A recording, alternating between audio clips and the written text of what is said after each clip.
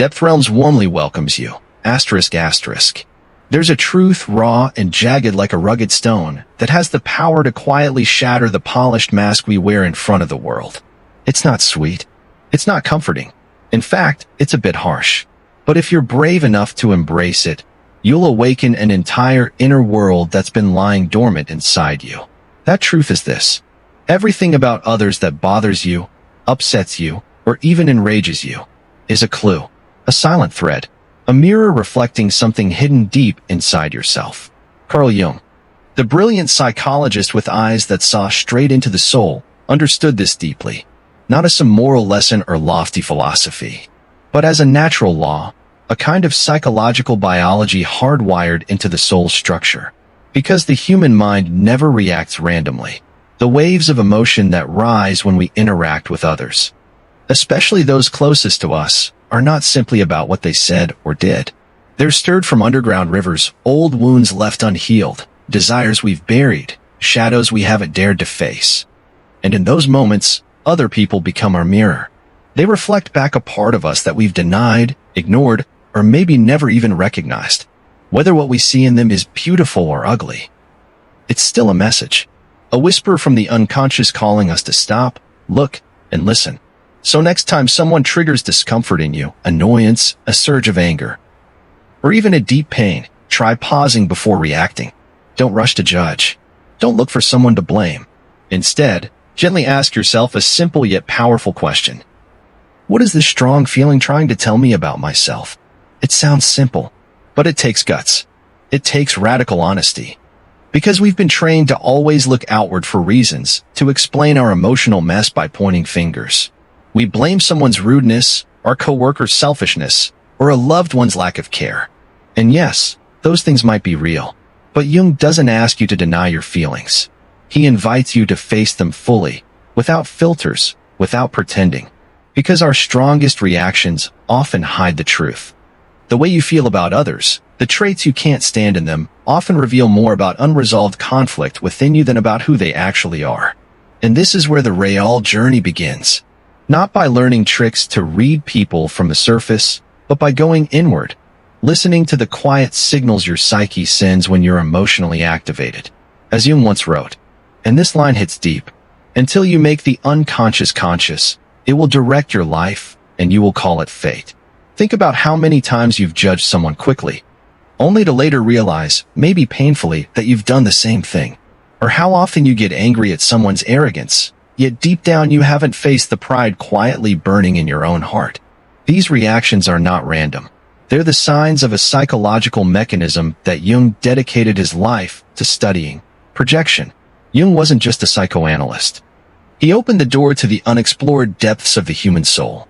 Concepts like the ego, the shadow, the collective unconscious, and archetypes, they weren't just abstract theories.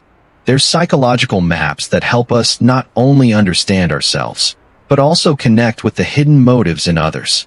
Without this map, we go through life like blindfolded strangers bumping into each other, hurting each other, judging each other, without realizing that what we criticize in others might be the very thing we've abandoned in ourselves. Jung showed us that the human psyche isn't a flat surface, it's a layered structure. The conscious mind is just the tip of the iceberg.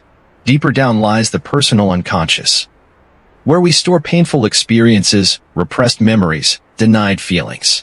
And even deeper, there's the collective unconscious, a vault of ancient symbols and patterns shared across all humanity, quietly influencing how we respond to life, even if we're totally unaware. So the next time someone does something that seems extreme, irritating, or just plain weird, pause before you mock or judge. Because in that moment, you might be seeing a part of your own shadow, something in you you've never dared to accept. Maybe that's why it bothers you so much. When we can't face or accept certain traits in ourselves, whether it's selfishness, jealousy, hatred, or even positive traits we've repressed like creativity, compassion, or confidence, we project them outward. We attach them to others. That's why some people see manipulation everywhere.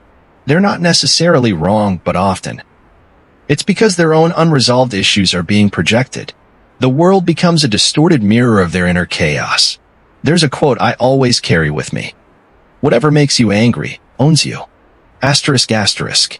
But even deeper than that, Jung wants us to understand. Whatever triggers you deeply might just be a part of you you've rejected. Now, this doesn't mean you should passively accept everyone's bad behavior.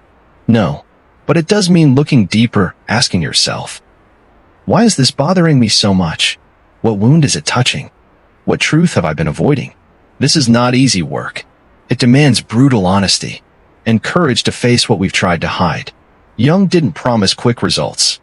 He didn't teach how to read people instantly, but he gave us something better, a compass, an inner guide to help us understand ourselves deeply. So we're no longer thrown around by other people's words or actions.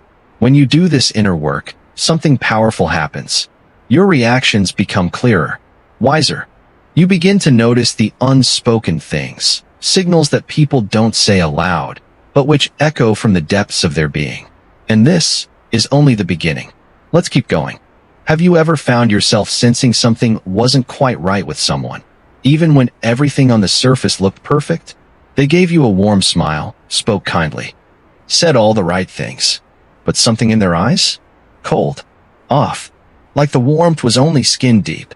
You couldn't explain it. But a quiet alarm in your gut went off, like a single note out of tune in an otherwise beautiful melody. That wasn't paranoia. That wasn't overthinking. That was your soul picking up on a deep mismatch between someone's carefully crafted presentation and what's actually flowing beneath the surface. Carl Jung understood this. He gave it a name. The disconnect between the persona and the shadow. In Jungian psychology, the persona is the social mask we wear. It's the role we play in the world, the version of ourselves we present to others. The kind person, the expert, the peacemaker, the deep soul. We all have one. And that's okay. The persona helps us function in society. It's like social armor. It allows us to fit in, communicate, and navigate the world. The problem begins when we start believing that mask is who we truly are. When we become completely identified with the role and forget the self behind it. That's when the shadow, everything we've pushed away, denied, or hidden, starts knocking. And the shadow doesn't always knock politely. It leaks out through sudden outbursts, strange emotional reactions, passive-aggressive behaviors. It speaks in our dreams, in our triggers, in our projections onto others. But let's be clear, the shadow isn't evil. It's not some demon inside you. It's just all the parts of yourself you've been told not to be. The rage you never expressed. The envy you felt but buried. The desire to shine. To be seen, but which you push down under false humility.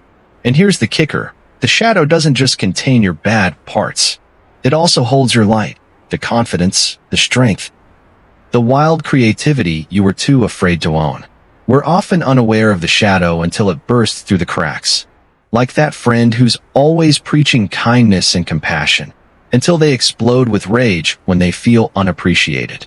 Or the coworker who talks about positivity and light, but quietly judges anyone who shows sadness or struggle.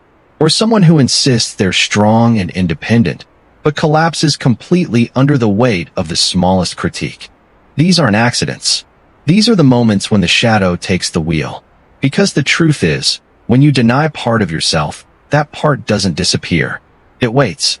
And eventually, it demands to be seen. Jung never condemned the shadow. In fact, he believed it was a crucial part of becoming whole.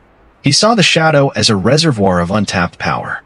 If we're brave enough to face it, accept it, and integrate it, we begin to reclaim parts of ourselves we didn't even know we were missing. Until you face your shadow, you're only living half a life. Yes, you might be doing good things. But if those actions are secretly driven by a fear of rejection, if you're helping others just to feel worthy, if you're pushing your ideas aggressively just to prove you're not insignificant, then your shadow is still in charge. Jung believed that the shadow, not cold logic, is the real engine behind most human behavior. And when we're unconscious of it, it runs our lives from the dark, unseen, unchallenged. It influences how we talk, how we judge others, what we're attracted to, what we run away from. And we assume, this is just who I am. But it's not. That's not your true self. That's the forgotten part of you crying out to be heard. So how do we meet the shadow? Jung gave us a powerful clue. Watch your strongest emotional reactions, especially the ones that seem too much. You feel intense anger when someone else is praised. You feel sharp irritation when someone brags about their success. You get into the same heated argument over and over with the same type of person. These aren't coincidences. They're signals, clues. The shadow is speaking. Because whatever you've refused to accept in yourself will eventually show up exaggerated in others and drive you mad. Jung never wanted you to become emotionally numb or robotic. This work isn't about becoming unbothered and detached from life. It's about becoming aware, so your reactions don't control you. It's about asking, *, what am I really reacting to? *, what does this emotion say about my inner world? *, what part of me have I refused to see? The moment you admit to yourself, yes, I feel envy, instead of denying it or moralizing it, you begin to step out of its control. You start to understand yourself. You might notice how much you try to control people and situations, then begin to loosen your grip. You might recognize that underneath your need to be strong is a deep longing to be loved and accepted and allow yourself to finally be soft. That's where healing begins. And here's the twist. The more you meet your own shadow /, the clearer you see other people, not through walls of judgment, not through the lens of your wounds, but through quiet compassion. Because once you know what it feels like to deny parts of yourself, you'll recognize when someone else is doing the same. You'll sense when someone lashes out not because they're evil, but because they're scared. You'll see that people don't need your lecture, they need your presence. Not to be fixed, just to be seen. This is what it means to truly begin the inner journey. Not to become better than others, but to see them more clearly, because you're finally seeing yourself. Let's keep digging. Carl Jung didn't just stop at the shadow. He gave us something even deeper, a map of the psyche. And one of the most powerful forces on that map is something called the archetype. Now don't let that word intimidate you. Archetypes aren't abstract theories meant for dusty textbooks. They're living patterns, ancient blueprints of human behavior that live deep in the collective unconscious. They shape how we love, how we fight, how we dream. And most of the time, we don't even realize they're pulling the strings. So what does that look like in real life? Have you ever met someone who seems to repeat the same story over and over, no matter how their life changes? Someone who always ends up being the rescuer in every relationship? Or someone who constantly plays the victim, expecting betrayal around every corner? It's like they're acting out a script, one they didn't write, but one they keep performing. That's archetypal possession. Jung realized that these archetypes, like the hero, the victim, the caregiver, the trickster, aren't just characters and myths. They're patterns of energy. Each one plays like an instrument with its own emotional frequency. And when that frequency lines up with something inside us, boom, we don't act from free will anymore. We act from the archetype. Let's say someone is driven by the hero archetype. They feel compelled to fix everyone. They're always saving others, always taking on more than they can carry. Sounds noble, right? But if they're not aware of what's driving them, it becomes a trap. They burn out. They become resentful. And deep down, if there's no one left to save, they don't know who they are anymore. Or think of someone ruled by the victim archetype. They mistrust everyone. They always expect to be hurt. And because of that, they push people away, cling to control, and interpret kindness as manipulation. They're not doing it on purpose. They're just living out a pattern, a story that started long before them. The truth is, archetypes can be powerful allies when we're aware of them. They can unlock creativity, courage, healing. But when we're unconscious, they become masks we forget we're wearing. They run the show from backstage while we think we're making free choices. It happens everywhere. A leader who thinks they're being decisive may be possessed by the father archetype, demanding obedience, crushing dissent. An artist who breaks all the rules in the name of freedom might actually be ruled by the trickster, rebelling not out of creativity, but fear of being ordinary. Jung never said archetypes are bad. They're universal. They live in all of us. But when we don't recognize them, we become puppets. We think we're in control. But we're just acting out ancient roles. So how can you tell when someone is being ruled by an archetype? Look for the signs. *, they're overly attached to a role. They always have to be the strong one, the good one, the helper. If they lose that identity, they feel like they're nothing. *, they repeat the same reaction in every situation. No matter what's going on, they respond the same way, like they don't have another option. Asterisk, they're blind to the negative consequences of their behavior. The role becomes so dominant. They can't hear feedback, even if it's hurting others or themselves. Asterisk, their language sounds like a script. They tell their life like a movie. They're the martyr, the underdog, the rebel. Everything fits into a narrative that never changes. Asterisk, and most of all, they feel like they have no choice. This is just who I am. I can't help it. People always do this to me. That's the voice of an archetype speaking. Now, here's the shift. When someone becomes aware of the archetype operating in them, something beautiful happens. They begin to use it, rather than be used by it. The hero becomes a source of inspiration. The caregiver sets boundaries. The sage shares wisdom without judgment. The warrior fights for purpose. Not ego, but awareness is the key. And when you're trying to understand someone's true intent, you have to ask yourself, is this person acting from their whole self? Or from a role that's taken over without them knowing? Asterisk, asterisk. That's the difference between presence and performance. You'll see this in people who talk constantly about peace and harmony, but always seem to attract conflict. Or someone who insists they're humble, but their eyes flash with hidden superiority. That's not hypocrisy. That's an archetype moving through them, one that hasn't been brought into the light. Jung didn't want us labeling people. He wanted us to observe with compassion.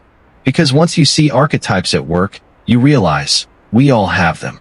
The question is, do you recognize yours? Because when you do, you stop reacting blindly. You stop trying to fix people who are just caught in their own patterns. You stop taking things personally. Instead, you begin to see the bigger picture. Behind every behavior is a blueprint. Behind every emotion is a symbol. Behind every person is a story older than they realize, waiting to be rewritten in the light of awareness. Ready to go deeper? Let's do it. Here's something to sit with. You don't just communicate with words. None of us do. Even before we learned to speak, we knew how to feel, how to read the room, how to sense danger, how to understand warmth from a glance, a gesture, a pause. And now, as adults, those ancient senses are still alive. We pick up messages from people not just through what they say, but through the gaps between their words, through the tension in their voice, the flicker in their eyes, the shift in their breath. This is where symbols begin to speak. Carl Jung knew this intimately. He said, "The unconscious doesn't speak in logic. It speaks in symbol." That means, if you really want to understand someone's deeper intent, the story behind the story, they won't always tell you straight, but their psyche will. Their language, their metaphors, their body movements, their dreams, their slips of the tongue. These are the whispers of the unconscious. The symbols knocking on the door of consciousness, asking to be heard. Imagine you're having a conversation with someone. They say, "Yeah, I'm fine. Everything's good." But their voice is flat. Their shoulders are tense. Their hands keep clenching. You ask if they're okay. They smile. Totally. But their eyes flicker away. Everything in their body says, "No, I'm not. This isn't lying." This is the persona doing its job, putting on a face. But the unconscious is still speaking. And if you're quiet enough, you can hear it. Jung believed that symbols are the language of the soul, not just in mythology or religion, but in everyday life. Take metaphors, for instance. When someone says, "My job feels like a war zone," they're not just being dramatic. Their unconscious is revealing something. They don't feel creative. They feel under attack. Every day is a survival game. Or someone says, "I feel like I'm drowning." That's not about literal water. It's a symbol of emotional overwhelm, of being pulled under something they can't control. We all speak in symbols, whether we realize it or not. Pay attention to patterns in someone's language. Asterisk, a person who always describes relationships as investments might unconsciously view love as transactional. Asterisk, someone who calls themselves invisible might be revealing a deep, hidden wound of not being seen or valued.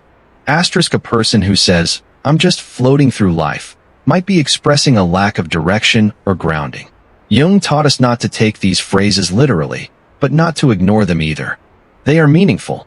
They are psyche trying to communicate. And it goes deeper.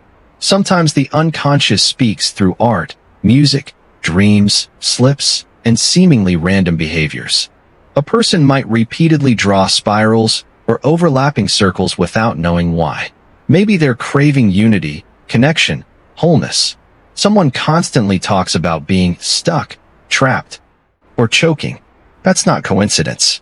It could reflect an internal experience of being emotionally suffocated. Even subtle actions, like someone always touching their collarbone when mentioning a certain person, might symbolize tension, threat, or anxiety. And then there's what Jung called the Freudian slip, or as he put it, parapraxis. These are the moments when someone accidentally says something that seems out of place, but somehow feels strangely true. Like someone meaning to say relationship, blurting out battlefield instead. Or someone talking about a partner and casually saying, yeah, she always leaves. She travels a lot. These slips are not accidents. They're windows. Little leaks from the unconscious. Truths trying to get through the cracks.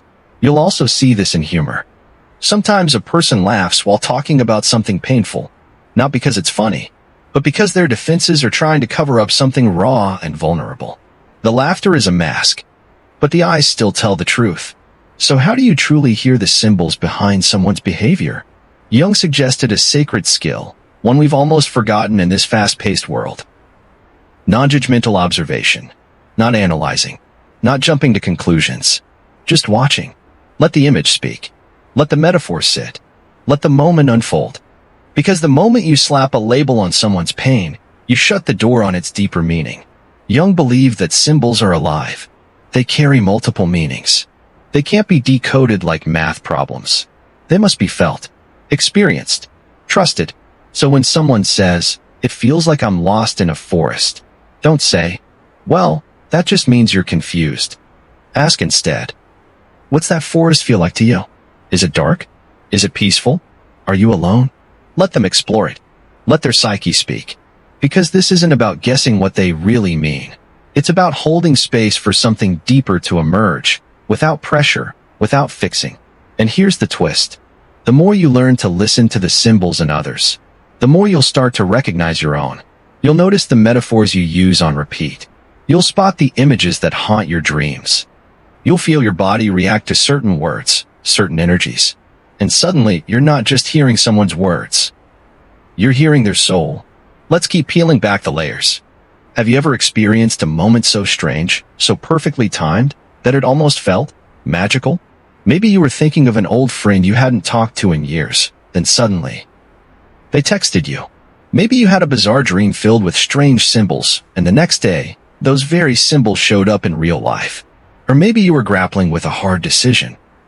Flipping through a book at random, and a single sentence seemed to jump out and answer your exact question. Coincidence? Carl Jung didn't think so. He called this phenomenon synchronicity. It's not about cause and effect. It's about meaningful coincidence. Two events that seem unrelated on the surface, but come together with such emotional or symbolic impact. They feel like a message. A moment of resonance. A nudge from the universe. Synchronicity doesn't follow the rules of logic or time. It moves through the unconscious, through symbols, through patterns that align just when you're most open to receiving them. Jung believed that when your inner world becomes attuned, when your unconscious and conscious mind begin to harmonize, the outer world responds. Not always in loud ways, but in soft, precise echoes. It's as if the world becomes a mirror, and what you're feeling, fearing, longing for, or resisting gets reflected right back to you. Imagine this. You've been silently wondering whether you should leave your job, unsure, scared, stuck. You haven't told anyone. Then one day, someone walks by and says, seemingly to no one, "Sometimes you've just got to leap. The net will appear." You pause. Your chest tightens. You feel like that message was meant for you. That's synchronicity. And no, Jung wouldn't say the universe is rearranging itself just for you. But he would say, you're paying attention. And when you're fully present, when your unconscious is in motion, life starts speaking back. He called it a collaboration between psyche and world. Not magic, not superstition, but a subtle, sacred dance. So what does this have to do with understanding others? Everything. Because sometimes, how you meet someone, or what they stir in you, isn't just random. You may be unconsciously drawn to a person because they represent something unresolved inside you. You're not just meeting a person. You're meeting a reflection of something inside yourself. Jung believed that the people who trigger us deeply whether through admiration or discomfort, are often symbols themselves. Mirrors, messengers. You meet someone, and suddenly you're revisiting wounds you thought were healed, or you fall into the same patterns you swore you'd never repeat. Why? Because something inside you is trying to get your attention. And that person, that dynamic, that conversation, it's the delivery system. Synchronicity shows up most clearly when you're at a crossroads, in crisis, or open to transformation. When your ego is soft enough to allow mystery in. When the unconscious is stirred. Maybe someone enters your life and shakes you to your core. Not because they're your soulmate, but because they mirror a hidden part of you. A part you're meant to finally meet. Or maybe someone hurts you deeply, and instead of spiraling into blame, you pause. You ask, what is this moment trying to teach me? That's the start of self-awareness. Now, let's be real. Not every coincidence is synchronicity. Sometimes, a phone rings, and that's it. But when a moment lands with deep personal meaning, when it resonates like a chord struck inside your chest, it's worth paying attention to. Synchronicity is your unconscious whispering. This matters. Slow down. Look closer. So how do you invite more of it? Not by chasing signs. Not by forcing meaning into every little thing. But by being available, open, curious, receptive. The more honest you are with yourself, the more aligned you are with your deeper truths, the more the world begins to respond in kind. You hear what you're ready to hear. You see what your soul is ready to see. That's the power of synchronicity, not as fortune-telling, but as feedback from your inner world, reflected in your outer experience. Jung told the story of a patient who was stuck, deeply rational, skeptical, emotionally blocked. One day, she told Jung about a dream she had, a golden scarab, a symbol of transformation and rebirth in ancient Egyptian myth. As she described it, a tapping came at the window. Jung opened it, and there, incredibly, was a scarab-like beetle, rare for that place and time. And it changed everything. Because in that moment, the patient's guarded mind cracked open. The dream met reality. The symbol became alive. That's synchronicity. It breaks through the ordinary. It invites you into mystery. It reminds you that your story isn't unfolding alone. It's moving within a larger tapestry, one you might only glimpse in flashes. And when you're trying to understand someone else, not just their words, but their soul, you may find that synchronicity brings you the exact insight at the exact time. Through the exact person you never expected. Because maybe, just maybe, they're not just someone you met. They're part of your unfolding. Let's talk about something a little unsettling, but incredibly important. Have you ever noticed that some people seem stuck in the same painful situations again and again? They keep falling for partners who hurt them. They switch jobs, switch cities, switch friends, but somehow the pattern repeats.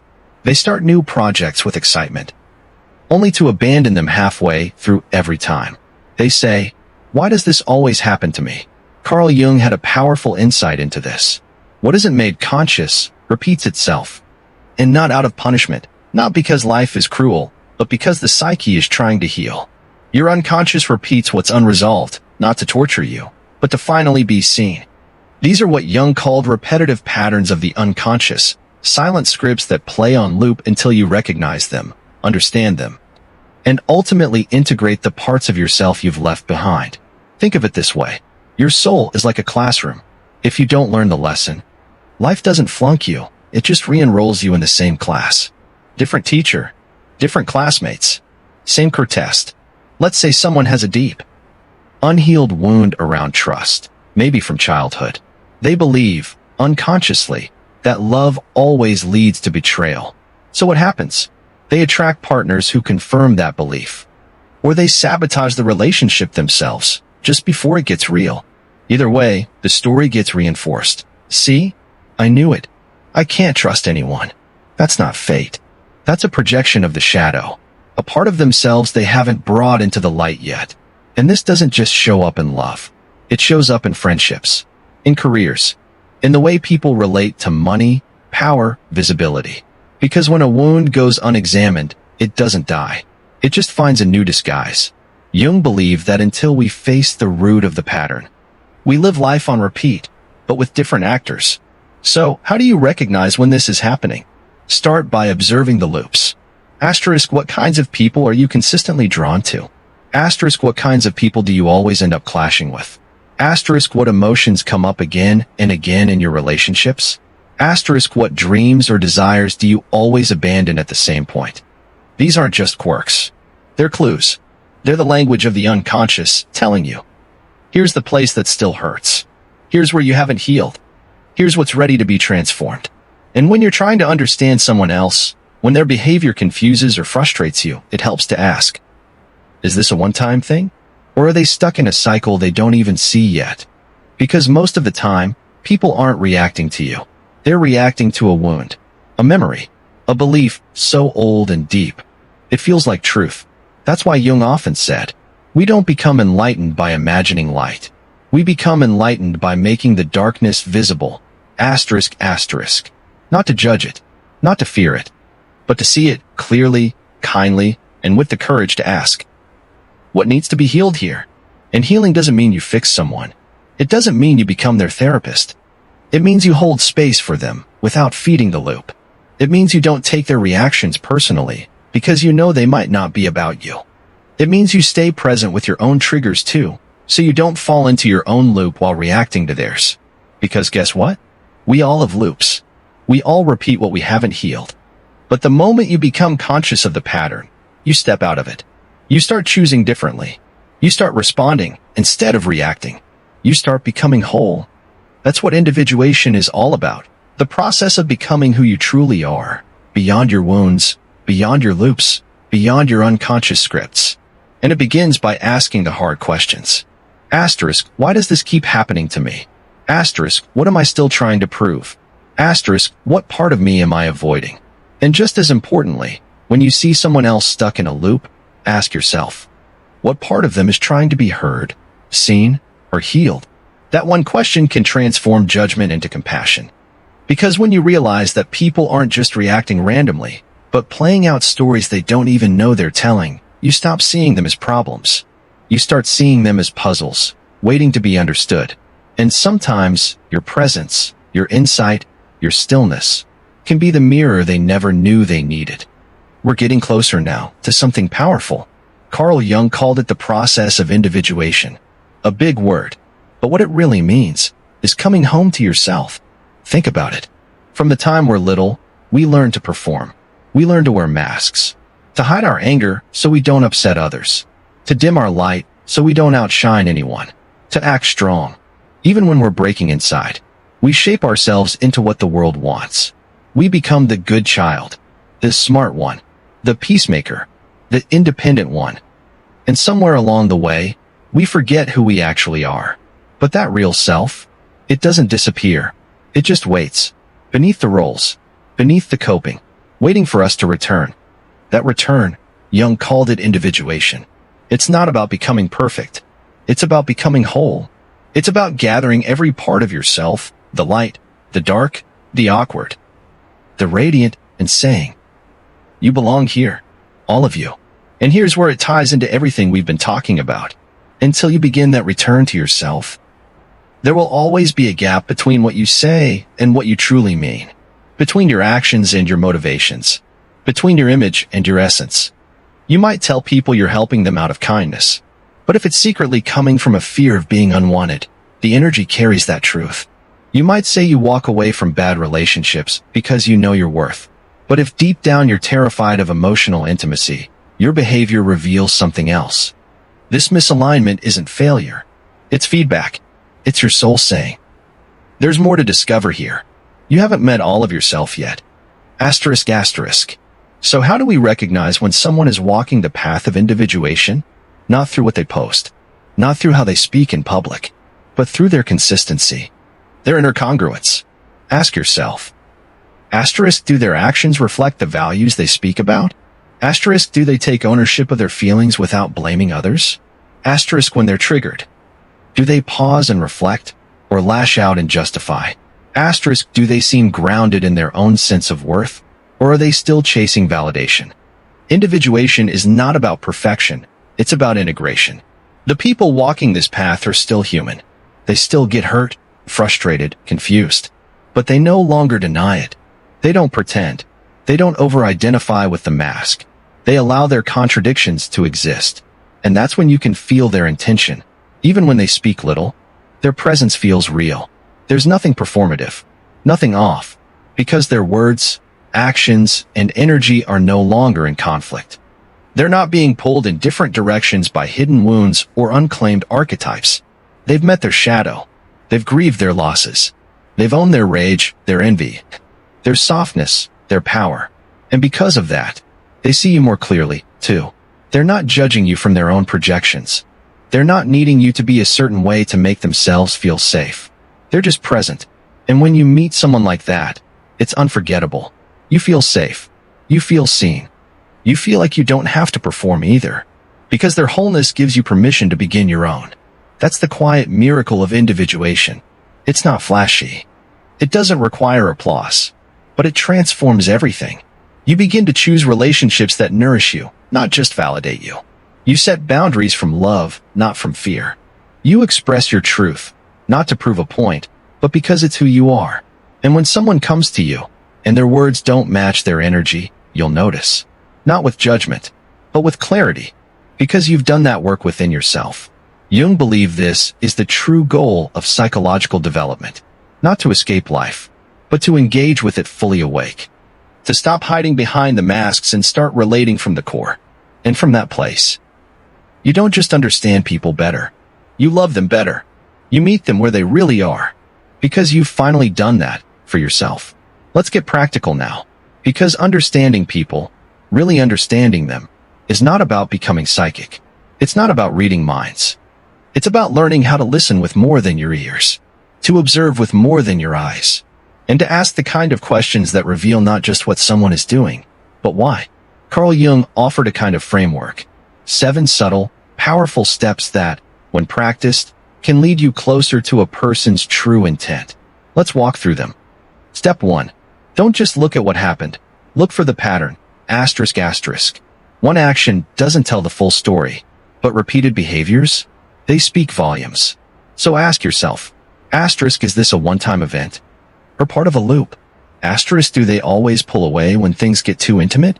***, do they constantly play the victim whenever they're challenged? ***, do they light up with enthusiasm, then sabotage it every time things start going well? People live in patterns. The pattern is the message. When you spot it, you start to see what they might not even see in themselves. Step 2. Watch for emotional intensity that doesn't match the moment. You've seen it before. A calm conversation turns volcanic in an instant. A small joke triggers a huge reaction. A gentle compliment is met with suspicion or dismissal. This is what Jung called the emotional charge when something hits a nerve from the past. That moment isn't about you. It's about them. Something got activated. A wound, a memory, a buried part of their shadow. Instead of reacting, ask, what did that just awaken in them? Because behind every disproportionate emotion is a deeper truth. Step 3. Notice their projections. ***. Projection is one of the most common psychological defenses and one of the hardest to see from the inside. It's when someone attributes their own denied feelings or traits to someone else. They call others selfish because they can't face their own unmet needs. They accuse others of manipulation, while unconsciously manipulating with guilt or charm. They criticize people for being too emotional, because they're terrified of their own vulnerability. So if someone seems unusually obsessed with a specific trait in others, chances are they're pointing to a part of themselves they haven't accepted. The rule of thumb? Whatever someone talks about constantly, they're often talking about themselves. Step 4. Identify the archetype at play. We've already talked about this. Is this person locked into being the hero, the martyr, the rebel, the victim? Do they behave as if they're in a story where they always have to win, rescue, or suffer? If so, they're not speaking from their center. They're speaking from the role they've unconsciously inhabited. And you can't fully understand someone's intent until you see what story they believe they're in. Once you see the role, you can begin to understand the deeper needs beneath it. Step 5. Listen for symbolic language. When people talk, they're not always literal. They speak in metaphors, imagery, exaggerations, and those often say more than the facts. They say, ***, I feel like I'm drowning. ***, I'm trapped. ***, it's always a war. Asterisk, I'm just a ghost to everyone.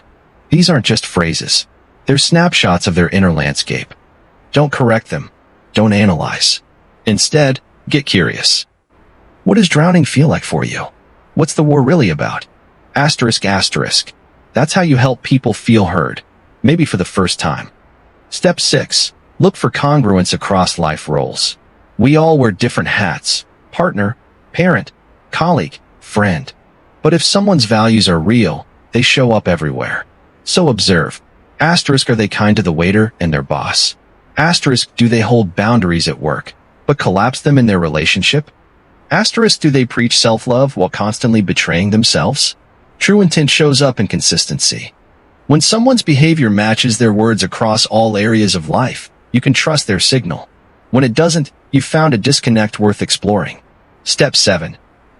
Look past the surface to the wound. Asterisk, asterisk. Almost every problematic behavior comes from a place of pain. Not always excusable, but almost always explainable. The controlling person may once have felt helpless. The arrogant person may carry deep shame. The one who keeps leaving may be terrified of being left first. Behind every hard shell is a soft, unhealed place. And if you can stop asking, what's wrong with them? And start asking, what hurt are they protecting? You shift from judgment to compassion. None of this makes you a mind reader, but it does make you a better listener, a deeper observer, a more conscious participant in your own relationships. Because at the end of the day, understanding others isn't about getting power over them. It's about meeting them in their humanity, not just what they show you, but what's trying to emerge from within them. And that kind of understanding, it begins with you. So after everything we've explored, what does it really mean to understand someone? Not on the surface, not by decoding their words like puzzles, but by seeing them fully. Carl Jung once said, "Until you make the unconscious conscious, it will direct your life, and you will call it fate." That truth doesn't just apply to you. It applies to everyone you meet. So when someone frustrates you, triggers you, or confuses you, maybe they're not being difficult. Maybe they're reflecting something back to you, a part of yourself you haven't yet accepted. And when someone inspires you, captivates you, makes you feel awe, maybe that's not just admiration. Maybe it's a dormant part of you, finally being stirred awake. Here's the secret. Every relationship is a mirror. Sometimes we're projecting. Sometimes we're seeing clearly. Sometimes we're doing both. But the key to understanding someone else always starts with understanding yourself. Asterisk, you can't recognize someone's shadow unless you've faced your own. Asterisk, you can't sense projections if you haven't tracked how yours work. Asterisk, you won't hear the symbolism in their language unless you've learned to decode the metaphors you live inside. Asterisk, and you won't understand someone's inner archetype unless you've noticed the roles you tend to perform when you're scared, wounded, or unseen. It's all connected. That's why Jung didn't give us formulas. He gave us tools of awareness. A compass, not a map. Because each person is a world, and no two journeys are exactly the same. So what do you do with all this? You slow down. You observe more deeply. You ask better questions. And most of all, you meet people with the same kind of patience, compassion, and curiosity you've been learning to offer yourself. Because when you sit across from someone, anyone, you're not just seeing their present. You're seeing their patterns, their pain, their unlived dreams, their defenses, their archetypes, their inner child, their unspoken fears, their longing to be known. And maybe, just maybe, you're also seeing their possibility. The parts of them that are awakening. The potential they haven't yet stepped into. But none of this can happen if you rush, if you label, if you analyze without love, if you react from your own unhealed places. So start here. The next time someone says something that bothers you, pause. Ask yourself, what is this moment trying to show me about them? And about me? That one question can shift everything. Because you're no longer just interpreting behavior. You're witnessing a human soul. Complex, messy, radiant, and real. And when you hold space like that for someone, they feel it. Even if they can't name it. Even if they don't change. Even if they never know why they feel safer around you than almost anyone else. They just will. Because you saw past their persona, past their armor, past their stories. And you met them, right where their soul was quietly waiting to be seen. That's the gift. That's the power. That's what Carl Jung meant when he showed us how to turn inward, not to isolate, but to connect deeper than words ever could.